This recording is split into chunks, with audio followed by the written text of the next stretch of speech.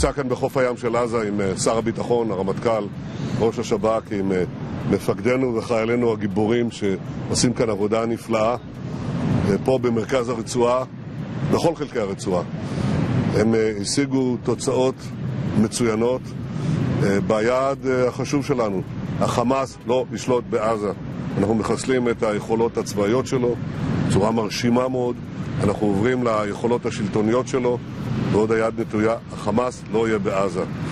אנחנו גם עושים מאמץ מהמקום הזה בכל מקום לאתר את חטופינו ולהשיב אותם. אנחנו לא מרפים מזה, ואנחנו נמשיך לעשות את זה עד שנשיג את כולם, החיים והחללים גם יחד. ואני רוצה לומר לאלה שמחזיקים את החטופים שלנו, מי שיעז לפגוע בחטופינו, דמו בראשו. אנחנו נרדוף אתכם ואנחנו נשיג אתכם.